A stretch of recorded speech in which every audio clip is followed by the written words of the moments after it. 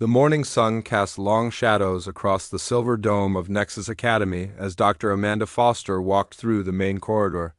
Her footsteps echoed against the polished metal floors. Today was special. Today marked the beginning of the new intergalactic exchange program, and Amanda felt both excited and nervous. She carried a small tablet in her hands, checking the list of arriving students for the third time. 3 aliens from different corners of the galaxy would spend the next 6 months studying Earth biology. Amanda had worked for 2 years to make this program happen. She wanted to show the galaxy that Earth had valuable things to offer. The Academy sat on Titan 7, a moon that humans had turned into a research station. Large windows showed the purple sky and distant stars. Amanda loved this place. It felt like standing at the edge of forever, looking out at all the possibilities the universe held. Jake Morrison, her closest friend and fellow professor, walked up beside her. He looked worried. His brown hair was messy and his lab coat had coffee stains on it. Jake always looked like he had just rolled out of bed, but he was one of the smartest people Amanda knew. "Are you ready for this?" Jake asked, adjusting his glasses. "I heard some things about these students. They might not be as open-minded as we hoped?" Amanda smiled. "We knew this would be challenging. Most aliens think Earth is just a backwater planet. They don't understand what we have here." "Speaking of what we have here," Jake said, "how are our specimens doing?" Amanda's face brightened. "Lisa has been amazing with them. She's prepared everything perfectly. The insects are healthy and active. Wait until our guests see what a bullet ant can do." They walked together toward the main entrance hall. The space was huge, with a ceiling that reached up 3 stories. Alien artwork decorated the walls, gifts from previous diplomatic visits. Amanda had always thought the hall felt cold, but today it buzzed with energy. Lisa Chun stood near the specimen display cases, making final checks. She was Amanda's research assistant, a young woman with quick hands and a sharp mind. Lisa had grown up on Earth, in a small town where catching bugs was just part of childhood. Now she worked with creatures that could change how the galaxy understood life itself. "Dr. Foster," Lisa called out, "everything is ready. The environmental controls are perfect. Temperature, humidity, everything is exactly what our little friends need." Amanda walked over to look at the display. 20 clear boxes held different insects from Earth. Each box was a perfect copy of the creature's natural home. There were ants, beetles, spiders, and wasps. In the center box, slightly larger than the others, lived their most special resident. The bullet ant sat perfectly still on a piece of bark. It was about an inch long, black and shiny. Its powerful jaws caught the light. This particular ant had been caught in the Amazon rainforest. Lisa had named it Specimen B7, but Amanda thought of it as their secret weapon. "Beautiful, isn't it?" Amanda said, watching the ant clean its antennae. "People think ants are simple, but this little guy has one of the most complex nervous systems on Earth. Its sting can drop a grown man to his knees." Lisa nodded. "I've been studying its behavior for months. It's incredibly intelligent. Watch this." She tapped gently on the glass. The ant immediately turned toward the sound, its head tilting as if it was thinking. "It remembers patterns, it learns." A loud chime filled the hall. The arrival signal. Amanda felt her heart beat faster. This was it. The moment that would decide whether Earth's biology program would succeed or fail. The main doors slid open with a soft whoosh. 3 figures walked in, and Amanda had to remind herself not to stare. Even after years of working with aliens, she still found herself amazed by how different life could be. The first visitor was Zixnine from the Vorthek Empire. He looked like a person made of living crystal. His body was transparent blue, and light moved through him in slow waves. When he walked, his feet clicked against the floor like wind chimes.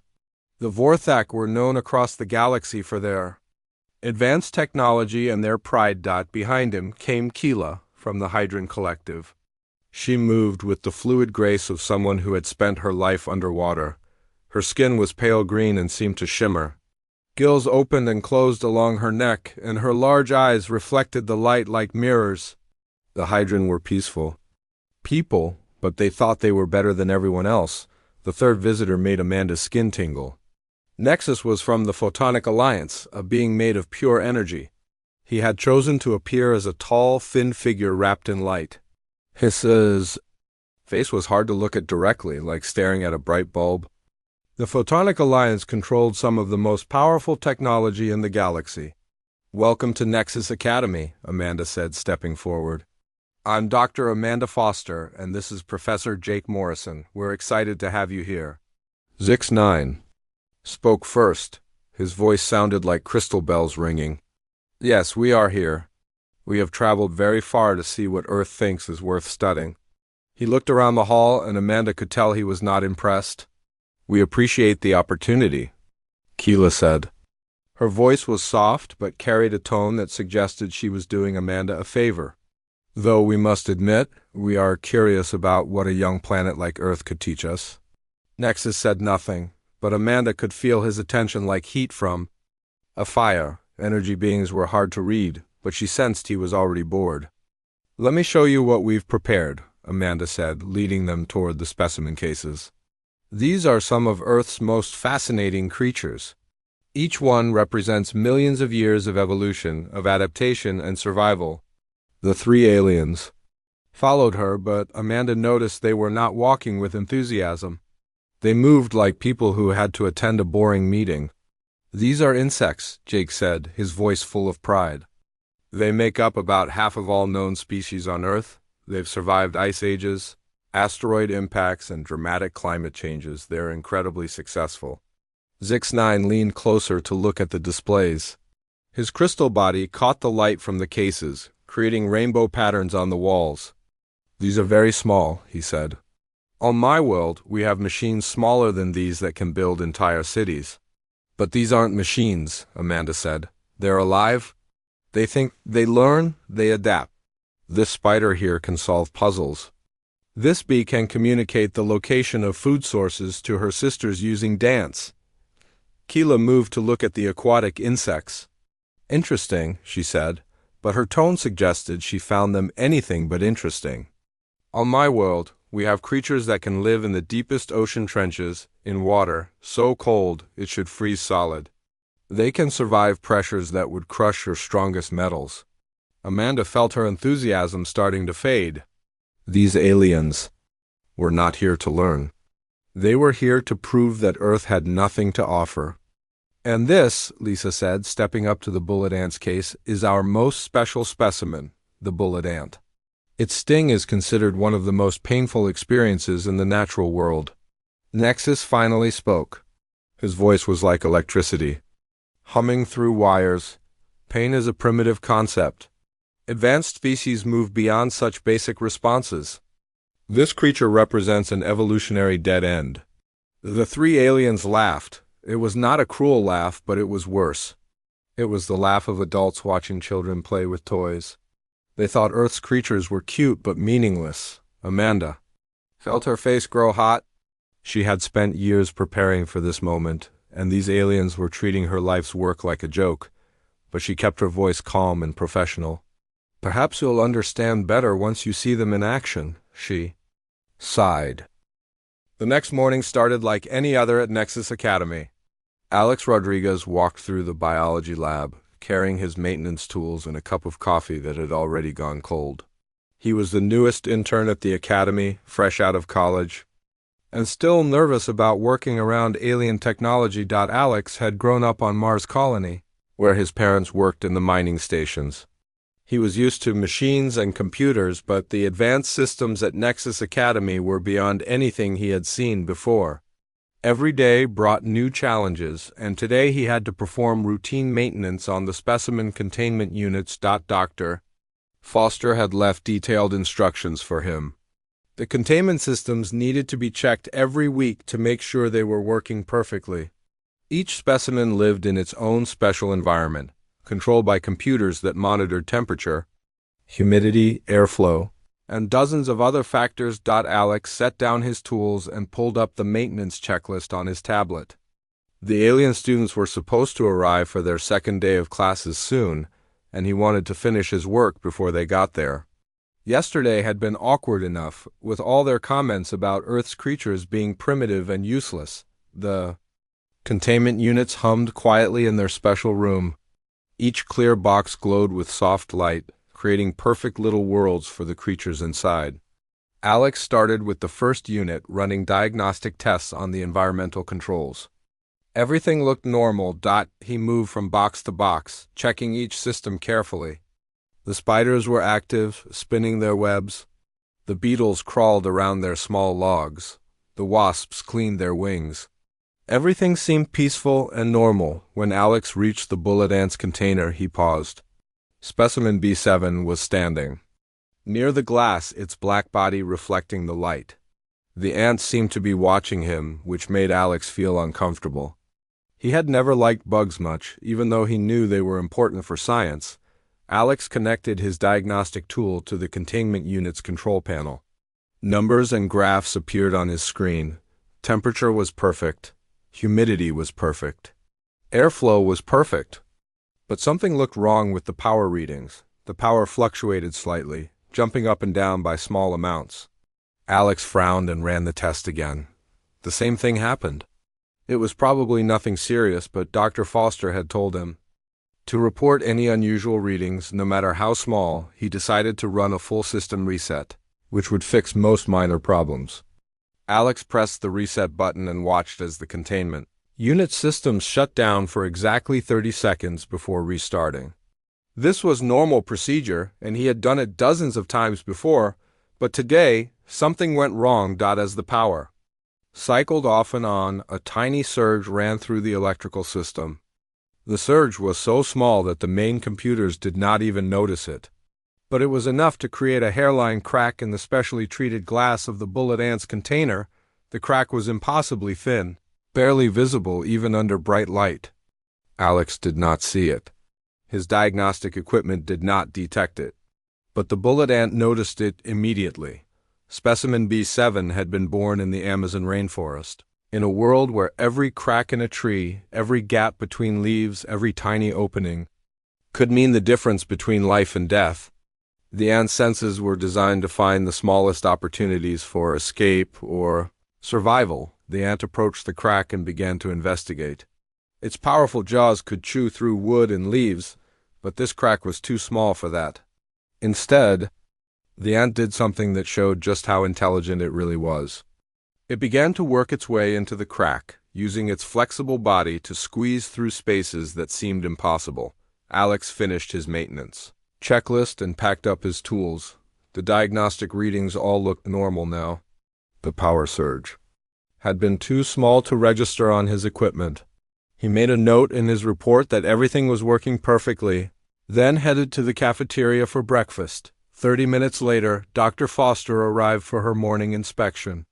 She always checked on the specimens personally before the alien students arrived. It was a habit that had served her well over the years. She walked along the row of containment units, smiling at the creatures inside. The specimens were like her children, each one special and important. When she reached the bullet ant's container, she stopped and looked more carefully. The ant was not in its usual spot. Dr. Foster looked around the small habitat, checking behind the pieces of bark and under the leaves. The ant was nowhere to be seen. Her heart began to beat faster.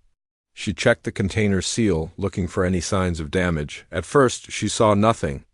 Then, using a magnifying glass, she found the crack.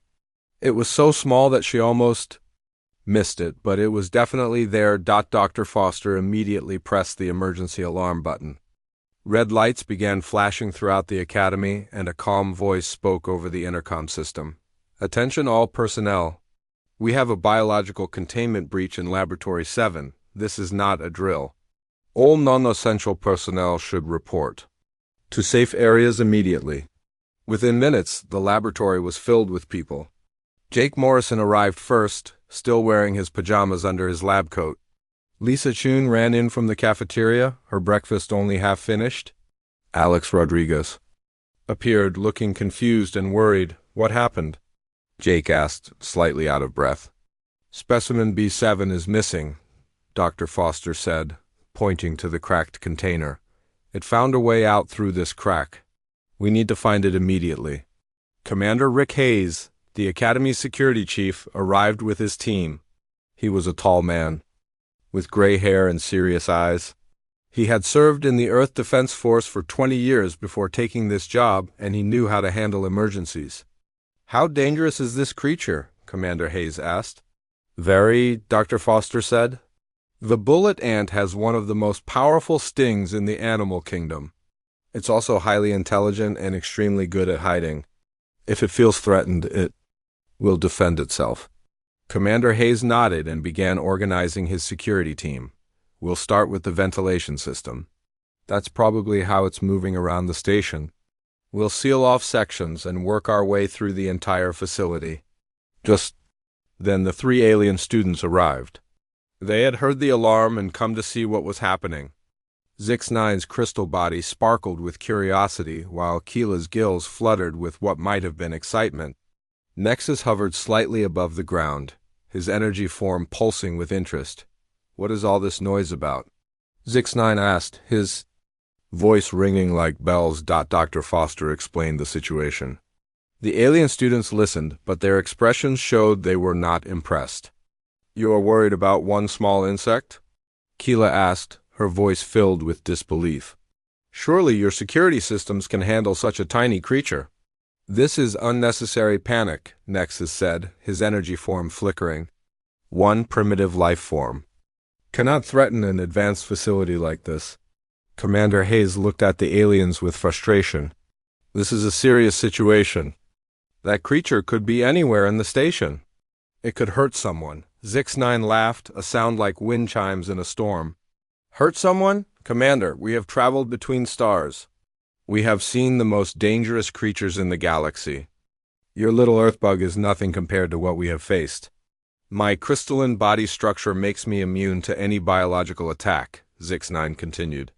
"Your insect sting would be like throwing pebbles at a mountain." Keela nodded in agreement. "My people have evolved in the deepest oceans, where pressure can crush steel and creatures have toxins that can kill in seconds. This bullet ant is probably less dangerous than the pets we keep for children." Nexus's energy form pulsed brighter. "As a being of pure energy, I am not affected by biological weapons at all. Your concern is based on the limitations of flesh and blood." Dr. Foster felt her frustration growing. These aliens were treating a serious situation like a joke. She had spent years studying these creatures, and she knew how dangerous they could be. "I understand your confidence," she said, trying to stay calm. "But Earth's creatures have survived for millions of years because they are incredibly good at what they do. This ant is not just dangerous because of its sting. It's dangerous because it's smart, adaptable, and determined." The aliens looked at each other and smiled. They were clearly not convinced. "Perhaps," Zix-9 said, "we could help you find this creature. Our advanced senses and superior technology should make quick work of your little problem." "Yes," Keela agreed. "We could demonstrate the difference between primitive Earth biology and advanced alien evolution." Commander Hayes looked at Dr. Foster. He did not like the idea of letting the alien students wander around the station during a security emergency. But they had advanced technology and abilities that might be useful. "If you insist on helping," he said, "you will follow all safety protocols. You will stay in contact with my team at all times. And you will not approach the creature if you find it." The aliens nodded, but Dr. Foster could see they were not planning to follow those rules. They were too confident, too sure of their own superiority. As the search teams prepared to spread out through the academy, Dr. Foster had a bad feeling about what was going to happen. The bullet ant was somewhere in the station, probably scared and defensive. The alien students were overconfident and careless. She had a feeling that Specimen B7 was about to teach the galaxy a lesson they would never. The search had been going on for 3 hours. Commander Hayes had divided the academy into sections, with teams checking every room, every closet, every possible hiding place.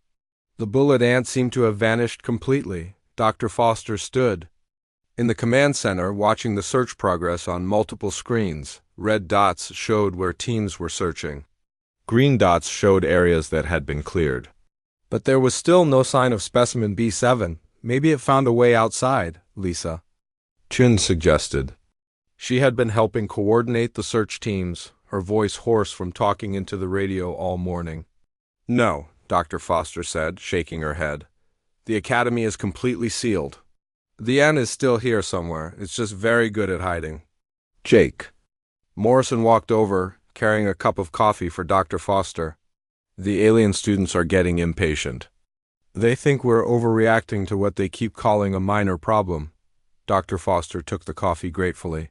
Let them think that. They'll learn soon enough. On the other side of the academy, the 3 alien students were conducting their own search. They had started in the main laboratory areas, using their advanced senses and technology to scan for the missing creature, but they were not finding anything either. This is becoming boring, Zix9 said, his crystal body reflecting. The corridor lights. Perhaps the insect has already died. These primitive creatures are not built for survival outside their natural environment. Or maybe it has hidden so well that even our advanced abilities cannot find it, Keela suggested, though her tone made it clear she did not believe this. Was possible. Nexus floated slightly ahead of the other 2, his energy form pulsing with mild interest. There are many areas we have not checked yet. The lower levels, the storage areas, the hydroponics bay. The hydroponics bay? Zix9 repeated. That would be logical. The creature would seek out an environment similar to its natural habitat. The 3 aliens changed direction and headed toward the lower levels of the academy. The hydroponics bay was where the station grew its fresh food. It was warm, humid, and filled with plants from dozens of different worlds. If the bullet ant was looking for a place to hide, it would be perfect. They took the elevator down 3 levels, past the living quarters and the recreation areas. The hydroponics bay was at the bottom of the station, spread across several large rooms. Each room contained different types of plants, from earth vegetables to exotic fruits from distant worlds. We should contact the security teams, Keela said as they approached the bay entrance. Let them know where we are searching. Why? Zix9 asked. We can handle one small insect. If we find it, we can capture it ourselves and end this foolish panic, Nexus agreed. The humans are treating this like a major emergency. We will show them how easy it is to deal with a simple biological problem. They entered the first hydroponics room. The air was warm and moist, filled with the smell of growing plants. Rows of vegetables grew under bright lights, their leaves green and healthy. Water trickled through irrigation systems, creating a gentle background noise. This is actually quite pleasant, Keela said, breathing deeply. The humidity reminded her of her homeworld's oceans. The aliens spread out, each taking a different section of the room. They moved carefully between the plant rows, using their enhanced senses to search for any sign of the bullet ant. Zix9 could detect vibrations through his crystal body. Keela could sense chemical changes in the air. Nexus could scan for heat signatures and electrical activity. For 20 minutes, they found nothing. The plants grew quietly under their lights, and the irrigation systems bubbled softly. It was peaceful and calm. Then Zix9 stopped moving. I sense something, he said, his voice ringing softly. Movement very small, but definitely there. The other 2 aliens moved closer to his position. They were near a section of tomato plants, the red fruit hanging heavy on the vines. Where? Keela asked, her large eyes scanning the plants around them. There, Zix9 pointed to a shadow between 2 large leaves. I can feel vibrations in the floor. Something is moving. Nexus focused his energy senses on the area. I detect a small heat signature. It matches the size of the missing creature. They stared at the tomato plants, trying to spot the ant among the green leaves and red fruit. For a moment, nothing happened. Then slowly, a small black shape emerged from behind one of the tomatoes. Specimen B7 stood on a tomato vine, its black body gleaming under the grow lights. The ant was motionless, but its head was turned toward the 3 aliens. It seemed to be studying them, evaluating the threat they represented. There it is, Zix9 said, his voice filled with triumph. The mighty bullet ant? It looks even smaller than I remembered. It's actually quite beautiful, Keela said, admiring the way the ant's body reflected the light. But hardly the dangerous creature the humans described. Nexus pulsed brighter. Shall we capture it, end this drama once and for all? I will do it, Zix9 said, stepping forward. My crystalline structure makes me immune to any biological attack. Watch and learn how a superior being handles primitive Earth life. Dr. Foster would have screamed if she had been there. She would have warned them that the bullet ant was most dangerous when it felt cornered, when it had nowhere to run. But the alien students had no idea what they were dealing with. Zix9 reached out with his crystalline hand, moving slowly toward the ant. He was confident, relaxed, treating the capture like a simple task. The ant watched him approach, its body tense and ready. Come here, little creature, Zix9 said in a gentle voice. We will not hurt you. We just want to return you to your container. The ant did not move as Zix9's hand got closer. It seemed almost frozen, like a statue carved from black stone. Zix9 smiled, thinking the creature was too afraid to move. His fingers were inches away when the bullet ant struck. The attack was so fast that the other aliens barely saw it happen. One moment the ant was standing still, the next moment it had launched itself at Zix9's hand. Its powerful jaws locked onto his crystalline finger, and its stinger drove deep into the joint where his finger met his palm. Zix9's scream was like breaking glass. The sound echoed through the hydroponics bay, high and sharp and filled with pain. He stumbled backward, trying to shake the ant off his hand, but it held on tight. Get it off, he shouted, his voice cracking with panic. Get it off me! The ant's venom was already working. Zix9 could feel it spreading through his crystalline structure, causing vibrations that made his entire body ring like a bell. The pain was unlike anything he had ever experienced. His people felt pain differently than organic beings, but this was intense and overwhelming. Keela rushed forward to help her friend. She grabbed at the ant with both hands, trying to pull it away from Zix9's finger. But the bullet ant was ready. For her too, as soon as Keela touched it, the ant twisted in her grip and drove its stinger into the soft skin between her fingers. Keela gasped and let go, stumbling backward. The ant fell to the floor but immediately got back on its feet. It stung me too, Keela said, her voice filled with shock. I can feel poison spreading through my system. Nexus watched in horror as both his companions staggered away from the small black creature. This was not supposed to happen. They were advanced beings superior to primitive Earth life. How could one tiny insect cause such damage? I will stop this, Nexus said, his energy form blazing brighter. I am pure energy. Biological weapons cannot affect me. He extended his power toward the bullet ant, planning to surround it with an energy field and capture it safely. But as his energy touched the ant, something unexpected happened. The ant's nervous system, highly evolved and incredibly efficient, somehow interfered with Nexus's energy matrix. The contact created a feedback loop that sent shockwaves through his entire being. Nexus screamed, a sound like electricity arcing through water. The ant, sensing this new threat, did something that defied everything the aliens thought they knew about Earth biology. It jumped directly at Nexus's energy form and somehow managed to sting his physical manifestation node. The effect was immediate and devastating. Nexus's carefully maintained energy structure began to fluctuate wildly. His form flickered between solid and transparent, and he could feel his consciousness starting to fragment. All three aliens were now in serious trouble. Zix9's crystalline body was resonating with painful vibrations. Keela's gills were starting to close as her body reacted to the unfamiliar toxins. Nexus's energy form was losing coherence, threatening to scatter completely. The bullet ant stood in the middle of the hydroponics bay, surrounded by the three aliens it had just defeated. It was unharmed, alert, and ready to fight again if necessary. Specimen. B7 had just proven that Earth's creatures were far more dangerous than anyone in the galaxy had imagined. The small black ant had taken down 3 advanced alien beings in less than 2 minutes. As the aliens struggled with pain and confusion, emergency alarms began to sound throughout the academy. Someone had finally noticed that the search team was in trouble, but it was too late. The bullet ant had already won its first battle against the galaxy's most advanced species. And this was only the beginning. The emergency sirens echoed through Nexus Academy as Commander Hayes led his security team down to the hydroponics bay. They had lost contact with the alien students 20 minutes ago, and the commander was starting to worry.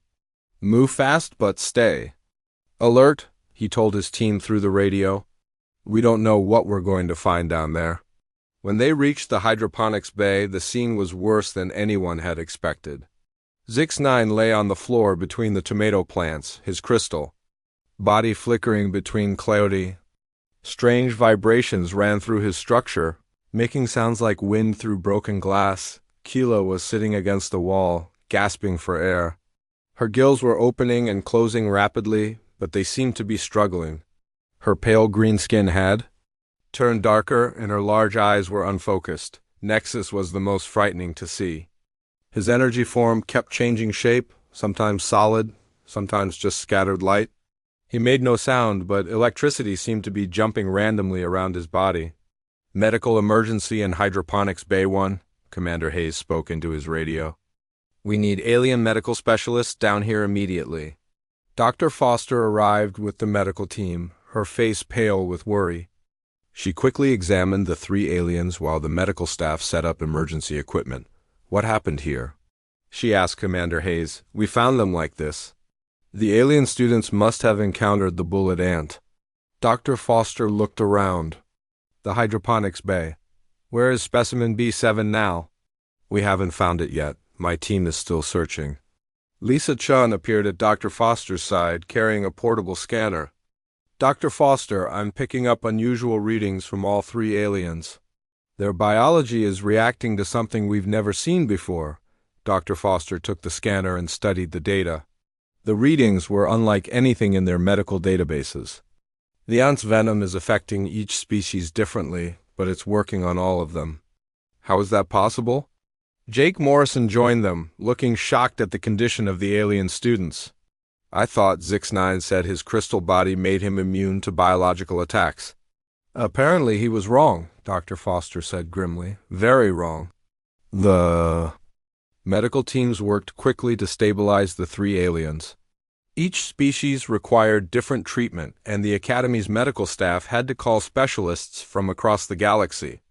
Nobody had ever seen reactions like these before. Dr. Yilla, a Hydran medical expert, arrived within hours to treat Keela. She was an older Hydran with deep blue skin and years of experience treating her people. "I have never seen anything like this," Dr. Yilla said, examining Keela's closed gills. "Her body is treating the toxin like a severe allergen. Her respiratory system is shutting down to protect itself." Professor Keth 7, a senior Vorthic scientist, came to help Zix-9. His crystal body was more complex than Zix-9's, with patterns of light that showed his age and experience. "The toxin is creating resonance patterns in his crystalline structure," Professor Keth 7 explained to Dr. Foster. "It's like someone is playing the wrong music inside his body. The vibrations are causing system-wide failures." Even the photonic Alliance sent emergency help for Nexus. 3 energy beings materialized in the medical bay, their forms more stable and controlled than Nexus's flickering shape. "The biological toxin should not affect pure energy," one of them said, their voice crackling with static. "Yet somehow it is interfering with his quantum matrix. This should be impossible." As the alien medical teams worked, Dr. Foster began analyzing samples of the venom from each victim. What she found made her both excited and frightened. "Jake, you need to see this," she called to her colleague. "The venom isn't the same in each case." Jake looked at the analysis results on Dr. Foster's screen. "What do you mean it's not the same?" "The basic structure is identical, but the active compounds are different for each alien. It's like the ant's venom adapted to each species' biology." That's impossible. Venom doesn't work that way." Dr. Foster shook her head. "Earth venom doesn't work that way. But this ant has done something we've never seen before. Its toxin somehow analyzed each alien's biology and modified itself to be most effective against that specific target." Lisa Shun overheard their conversation and joined them. Are you saying the ant's venom is intelligent? Not intelligent exactly, Dr. Foster said, but incredibly adaptive. More adaptive than anything we've ever studied. Word of the incident spread quickly through the Academy. Within hours, scientists from across the galaxy were requesting information about the bullet ant attack. The Academy's communication systems were overwhelmed with calls and messages. Commander, Hayes finally found Specimen B7 hiding in a ventilation grate near the hydroponics bay. The ant was unharmed and seemed calm, as if the battle had been just another day's work. Amazing little fighter, the commander said as his team carefully recaptured the ant. I have new respect for Earth's creatures. The ant was returned to a new, specially reinforced container. Lisa Shun made sure there were no cracks or weak points this time. As she worked, she noticed something interesting about the ant's behavior. Dr. Foster, look at this, Lisa said. Specimen B7 seems different since the encounter. Dr. Foster watched the ant through the new container's glass. The creature moved with more confidence, its head held higher. It seemed to be aware that it had accomplished something important. It knows it won, Dr. Foster realized. It understands that it defeated 3 advanced aliens.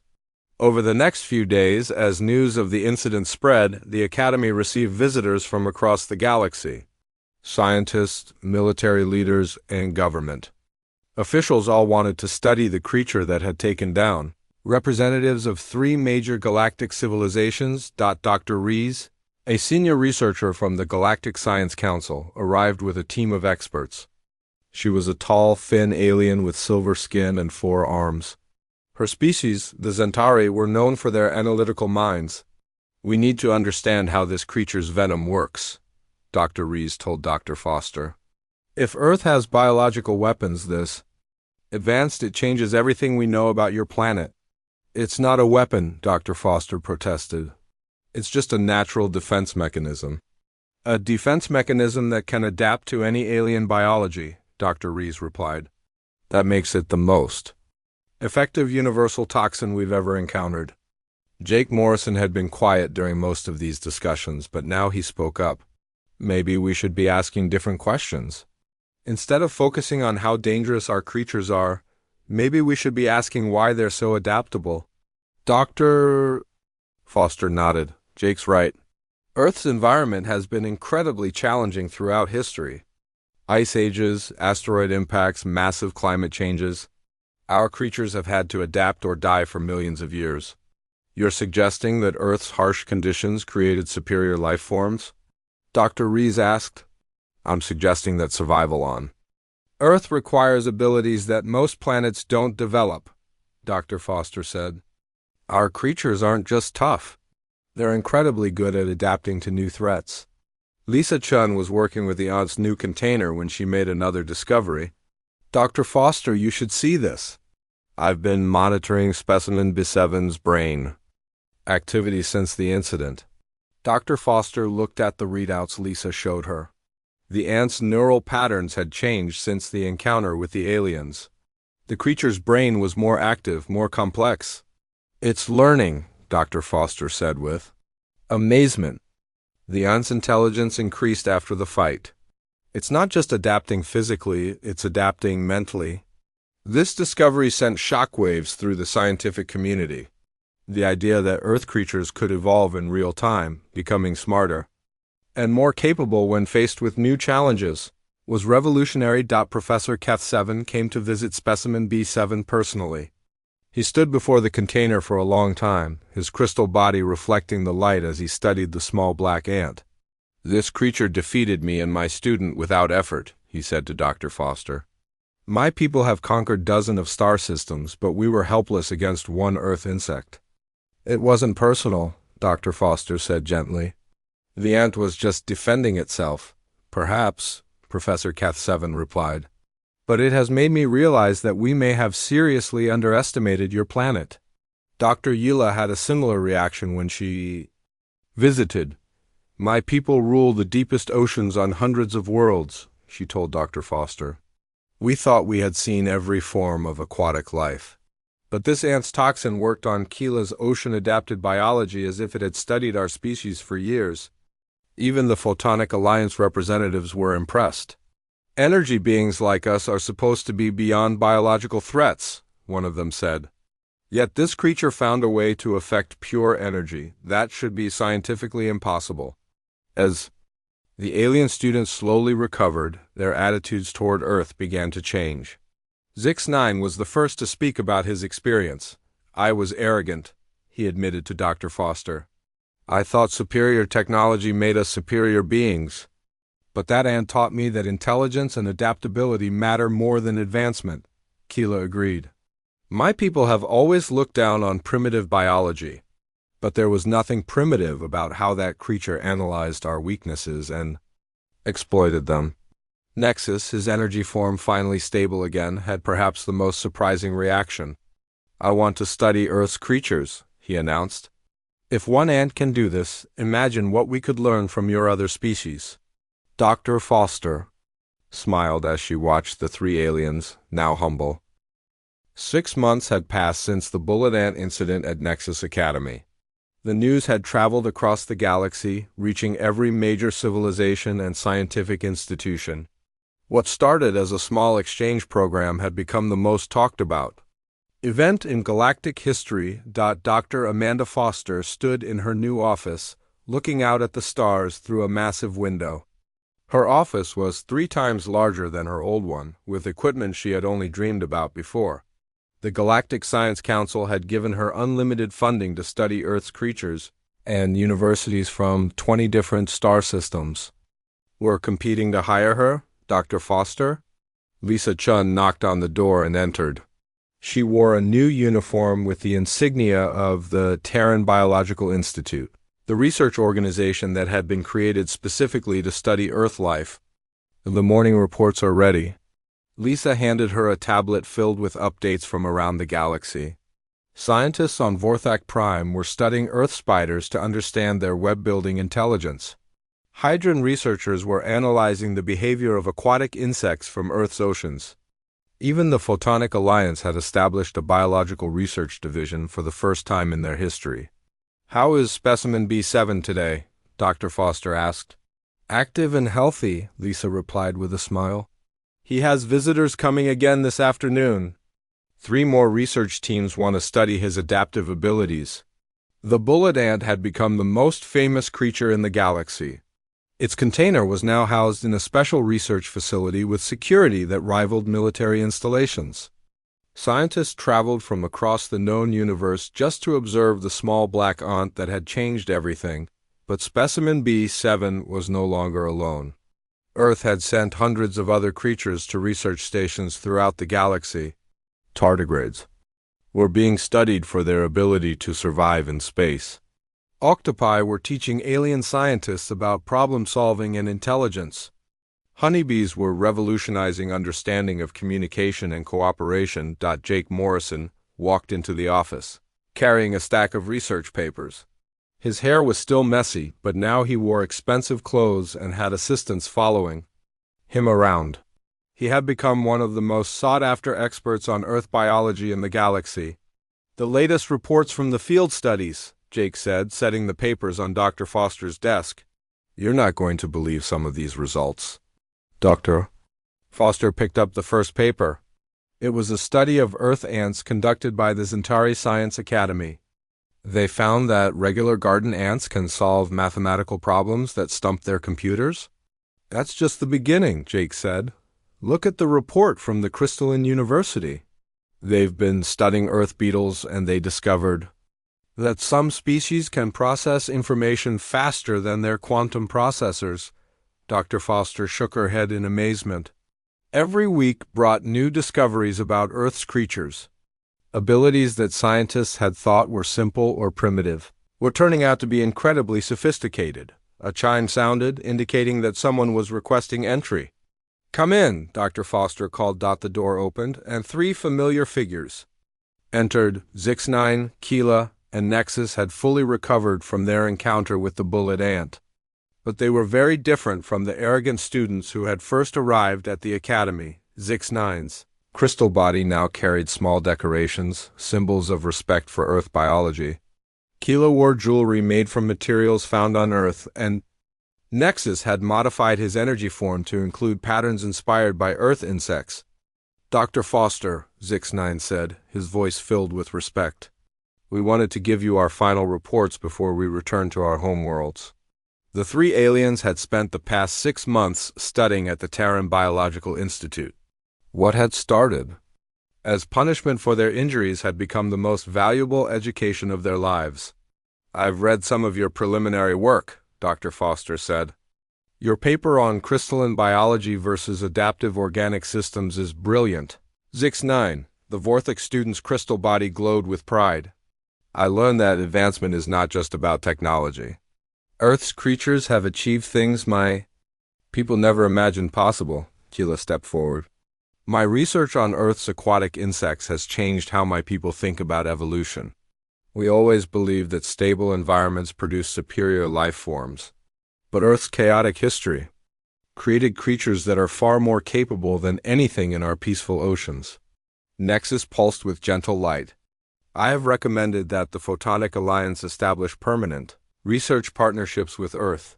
Your creatures have shown us that biology and energy can work together in ways we never understood. Dr. Foster smiled at the three aliens. What will you do when you return home? I'm going to establish the first Earth biology department at the Vorthic Science Institute, Zix9 said. My people need to learn what real adaptation looks like. I'm being appointed as the Hydran ambassador to Earth, Keela announced. My government wants someone who understands the true value of your planet's life forms. Nexus's form brightened. I will be leading a new research division focused on bioenergy integration. We want to learn how biological consciousness can enhance energy beings like ourselves. After the three aliens left, Dr. Foster walked to the window and looked out. At the busy space traffic around the Academy, ships from dozens of different species came and went constantly, all bringing scientists who wanted to study Earth's creatures. Her tablet chimed with an incoming message. It was from Commander Hayes, who had been promoted to Director of Galactic Biological Security. Dr. Foster, his message read, the Galactic Council has approved your proposal for the Earth Protection Act. No military force in the galaxy will be allowed to develop weapons based on Earth biology without Earth's permission. Congratulations. Dr. Foster felt a surge of satisfaction. The Protection Act would ensure that Earth's creatures could not be used as weapons against other species. It also recognized Earth as a major power in the galaxy, something that would have been impossible just 6 months ago. Lisa Shun appeared. At her side, Dr. Foster, there's something you should see. The latest intelligence report on Specimen B7. Dr. Foster read the report with growing amazement.